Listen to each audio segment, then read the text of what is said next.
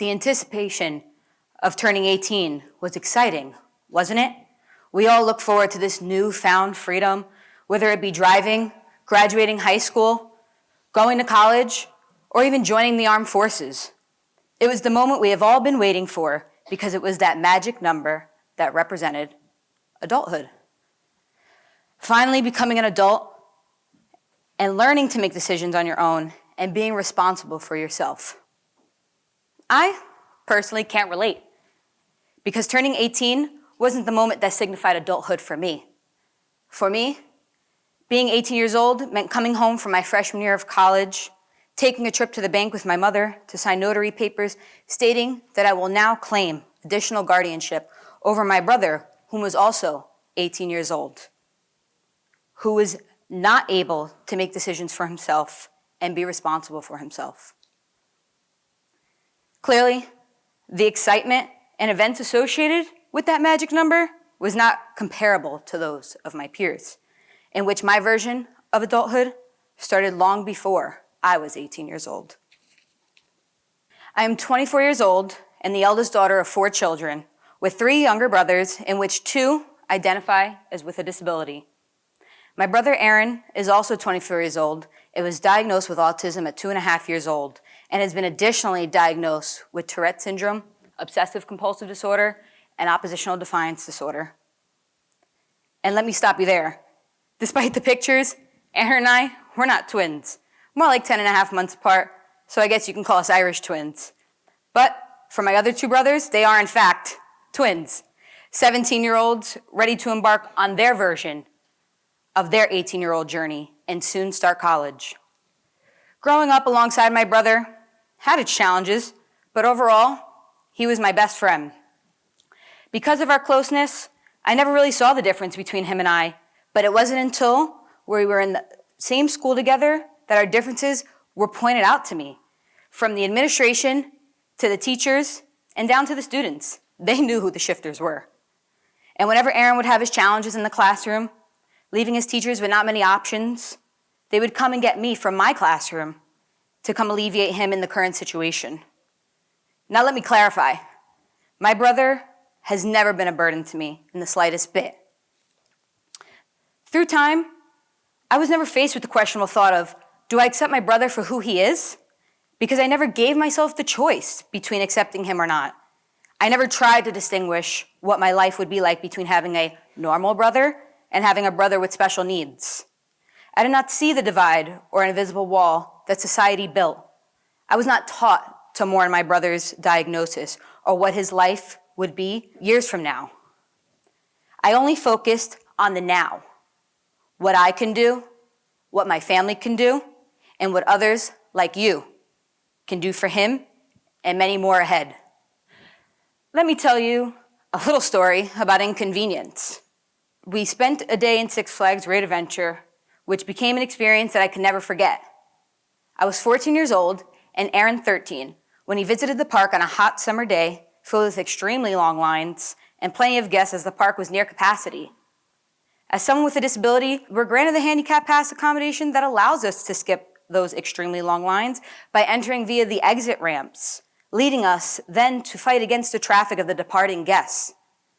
We were continuously met with roadblocks because even when we got to the top, it took several minutes for the employee to even notice us, finally realizing why we were waiting there and being so patient. As we were finally being escorted to our seats, before the gates opening and the ride flooding with impatient riders, the ride operator stops and makes an announcement. I apologize for the inconvenience. The ride will resume back to its normal schedule shortly. I was taken by surprise. At first, I sat there and questioned, are we the inconvenience? But the answer to that question of mine seemed obvious, as many disgruntled guests were making obscene comments left and right. How does the retarded kid cut the line? I bet you he's not even handicapped. At this point, waiting for the ride to take off was unbearable, making it the longest 90 seconds of my life. But for Aaron, all he was thinking about was the excitement of finally getting on one of his favorite rides at Six Flags. For the rest of the day, I was struck with confusion of how we could have possibly caused that much of an inconvenience, if any at all, to those on that ride. For inconvenience means causing trouble or difficulty to one's personal life. Is that what Aaron was doing?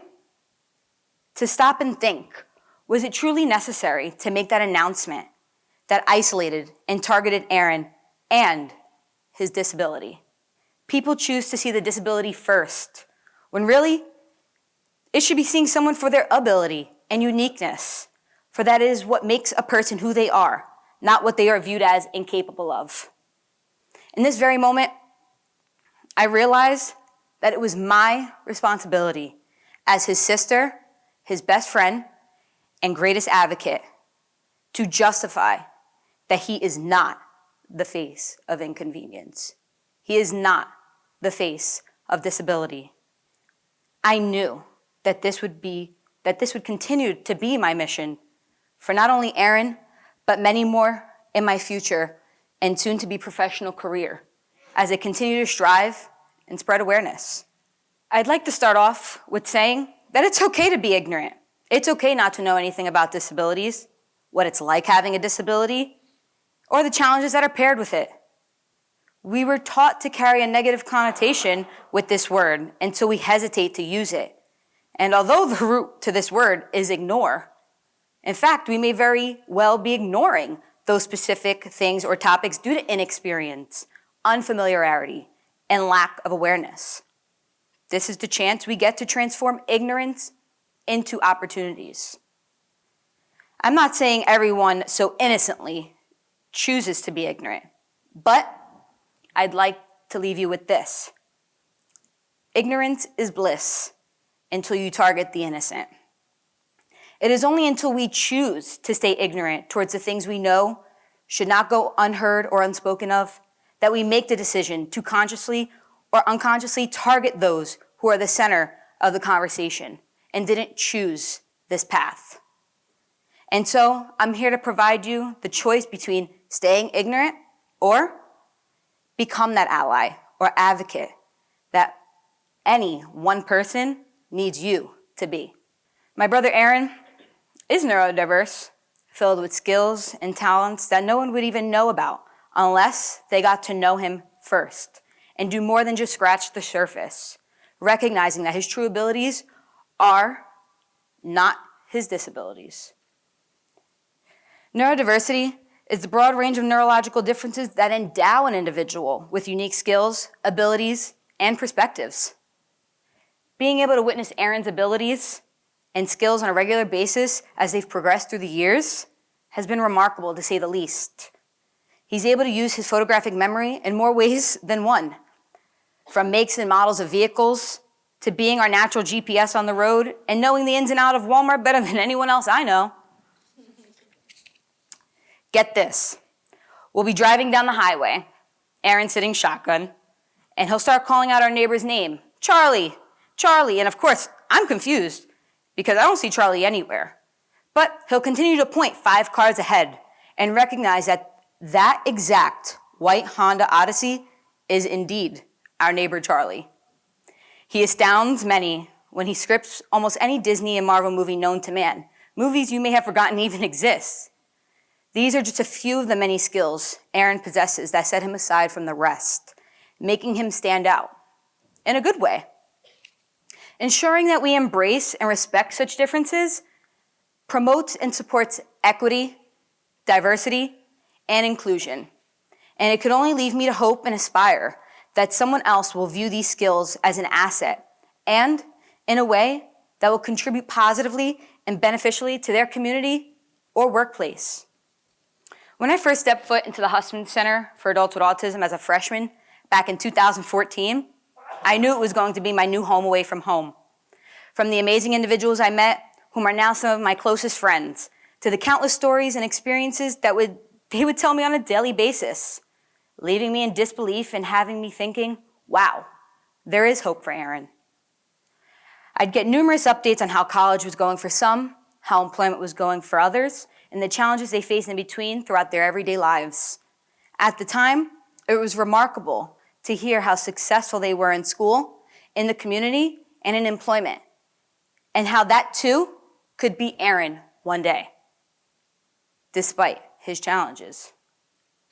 Additionally, as an employment training specialist, I've witnessed some amazing things happen at Kennedy Krieger and how much of an impact we have had as a community on individuals making one of the hardest transitions we all can probably say we're not too fond of, school to employment. I had the pleasure of getting to know and working with a special individual who embraced his differences and challenges and carried those skills from the classroom and into the workplace, soon to become a full-time, successful employee at Kennedy Krieger Institute. It took months of job training, hard work, and dedication, in which he continued to show tremendous efforts throughout his various internships. He has transformed the dynamics in the workplace and has proven to many that integrated employment for individuals with neurodiverse traits is possible. Despite the many challenges, he taught us how to be a better version of ourselves and organization overall. My work at Kennedy Krieger has inspired me to continue my personal mission in helping those fulfill sustainable, meaningful, and integrated employment as individuals who have a lot more to offer than just their disability, just as I envision Aaron doing in the future. How can you help create opportunity? I've discussed how my experiences have defined and inspired me to be the person who stands before you today. But I am also here to tell you that becoming an advocate and an ally does not happen overnight. Being an advocate means being someone who supports or promotes the interests of individuals with disabilities, which means you must first learn what those interests are. Individuals with disabilities fight for equal rights every day, everywhere, whether it be socially, politically, and legally. But how does being an advocate differ from being an ally? Being an ally means uniting or forming a connection with the individuals with disabilities and showing that you're ready to step into battle with them and learn firsthand what a day in their shoes looks like. There are 3 different ways to be an ally. From behind, when you stand behind someone to support them, but also recognizing that they are the experts in the situation and in their everyday lives, and they know what's best for them. It's okay not to know everything. You listen to learn and understand the experiences of the person because they live it every single day. Being an ally in front, standing in front of that individual in the event that you may need to help them avoid hurt or harm. Could be from discrimination or harassment. And third, being an ally from beside that individual to support them, listen to them, and walk with them through their experiences. I spent 24 years by my brother's side, learning how to be his biggest fan, advocate, and ally. And what has he taught me? That empathy is the most valuable quality I could possess. Being an ally isn't just about creating affirming spaces in your community or work environment, but it's about creating affirming and welcoming social environments as well. Remember, inclusivity is key, which leads me to conclude with you, how can you help create more opportunities for neurodiverse individuals in the community? We can start a Best Buddies program at your local school and serve as mentors for your neurodiverse classmates. You can create a support or social group at your local community center, college, or university, creating a safe space for individuals and allies to come together and share their experiences. May I mention that Towson University is also planning to create one of the first disability student unions in the country. Spark a conversation, ask questions. They encourage it. Creating that open dialogue and openness leads to trust and understanding. That first-person language does exist with disability as an identity, whereas someone can identify as an individual with autism versus they identify as an autistic person. It draws a huge difference between the two. Lastly, tell your employer you'd like to see them hire a more neurodiverse workforce. They have a spectrum of talent to offer, and being proactive about changing societal norms uncovers a whole new world of opportunities and will leave you questioning, why wasn't this done a long time ago? 80% of people with disabilities are unemployed, having their skills go to waste. Start with educating your business or organization with a workforce awareness and inclusion training and how it will benefit everyone in the long run. Individuals with neurodevelopmental disabilities have the ability, the willingness, and desire necessary to be an asset to any workplace. A misconception I'd like to shed light on, and a reality, is that not every neurodiverse individual you meet is going to be high functioning and able to meet all of your expectations and job requirements. That there are neurodiverse individuals with more challenging behaviors, but still able to fulfill employment responsibilities and standards. And this is why I continue to question whether successful employment is within Aaron's reach. Because it starts with you and our businesses to be accepting of their differences and acknowledge that their assets can be very valuable in the workplace. And you have people like myself here willing to teach you. So in the face of adversity, I challenge you to put yourself in an uncomfortable situation, to ask questions and explore various options for creating a more neurodiverse community and workplace. It may not be easy for you, but imagine what it's like every day for someone to have their abilities doubted because all those choose to see is their disability. And as a friendly reminder, when you meet one person with autism or even one family experiencing the effects of a disability, you only meet one person with autism. You only meet one family whose experiences are unique compared to those of others. But I can tell you one thing we all have in common, that each day we wake up motivated, ready to conquer whatever the world may throw at us and prove that we are more resilient with each waking day. We all have aspirations for ourselves and others in our lives, and that we wish nothing but success and happiness to come into our futures. And as you can tell, we're quite happy. I'd like to leave you with this. They always say how lucky Aaron is to have me as an older sister, and that it takes a special person to work with individuals with disabilities, especially autism. But in reality, I'm the one who's lucky to have him in my life and learn how truly special he is, for the impact he has had on myself and everyone he's crossed paths with cannot be replicated nor forgotten. If it was not for my brother and the countless others that have taught me so many lessons in life, I simply would not be an ounce of who I am today on this stage because of the positivity, passion, and patience they taught me to possess, and I will forever be grateful. And I hope that you leave here today with more willingness and acceptance to embrace more Aarons in the world and recognize the true and irreplaceable gifts that the neurodivergent have to offer us personally and professionally, making our lives that much brighter.